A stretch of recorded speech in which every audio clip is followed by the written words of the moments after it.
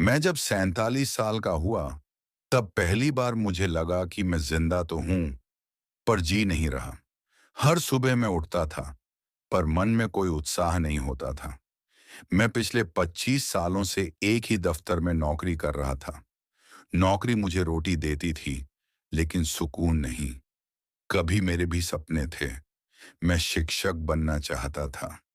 मैं बच्चों को पढ़ाना और उनका भविष्य बनाना चाहता था। लेकिन जिंदगी ने मुझे बहुत जल्दी जिम्मेदार बना दिया। मेरे पिता बीमार पड़े और मुझे घर की जिम्मेदारी उठानी पड़ी। मैंने अपने सपनों को बाद में के लिए टाल दिया। मैं खुद से कहता रहा, एक दिन जरूर करूंगा, लेकिन वह एक दिन कभी नहीं आया। साल बीतते गए और मैं उम्र में बड़ा होता गया। एक दिन मैंने अपने ऑफिस में युवा साथियों को बात करते सुना। वे नए करियर, नए कोर्स और नए सपनों की बात कर रहे थे। मैं मुस्कुराया, लेकिन अंदर से टूट गया। मेरे मन में एक आवाज आई, अब बहुत देर हो चुकी है। उस रात मैं सो नहीं पाया। मैं छत को घूरता रहा। मैंने खुद से पूछा, क्या मेरी जिंदगी बस इतनी ही थी? अगले दिन रविवार था। मैं पास की लाइब्रेरी चला गया। बहुत सालों बाद मैंने किताबों को छुआ। एक किताब ने मेरा ध्यान खींचा। सीखने की कोई उम्र नहीं होती। मैंने उसे उठाया, बिना किसी उम्मीद के। लेकिन हर पन्ना मुझे आईना दिखा रहा था। उसमें ऐसे लोगों की कहानियां थीं जिन्होंने देर से शुरुआत की। कोई 50 में पढ़ा, कोई 60 में सफल हुआ। मेरी आंखें नम हो गईं।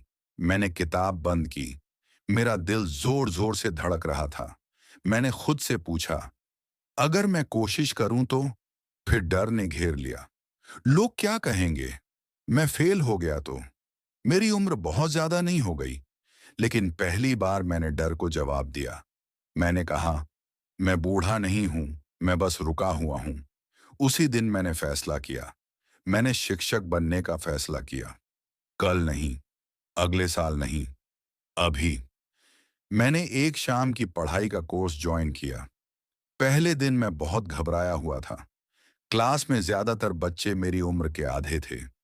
कुछ मुझे हैरानी से देख रहे थे, कुछ मुस्कुरा रहे थे। मुझे अजीब लग रहा था। मेरा आत्मविश्वास हिल गया। मैं उठकर भाग जाना चाहता था, लेकिन मैंने खुद को रोका। मैं पहली बेंच पर बैठ गया। मैंने ध्यान से सुनना शुरू किया। मैंने फिर से विद्यार्थी बनना स्वीकार किया। घर आकर मैं देर रात तक पढ़ता था। मेरी पत्नी ने मुझ में बदलाव देखा। उसने कहा, आजकल तुम खुश दिखते हो। उस एक वाक्य ने मुझे ताकत दी। समय बीतता गया। पढ़ाई मुश्किल होती गई। तकनीक मेरे लिए सबसे बड़ी चुनौती थी। कंप्यूटर मुझे डराता था। ऑनलाइन सिस्टम मुझे उलझाता था। कई बार मैंने हार मानने का सोचा। मैंने खुद से कहा, यह मेरे बस का नहीं है। लेकिन फिर मैंने खुद को याद दिलाया, कोशिश की तकलीफ पछतावे की तकलीफ से कम होती है। मैं फिर से खड़ा हो गया।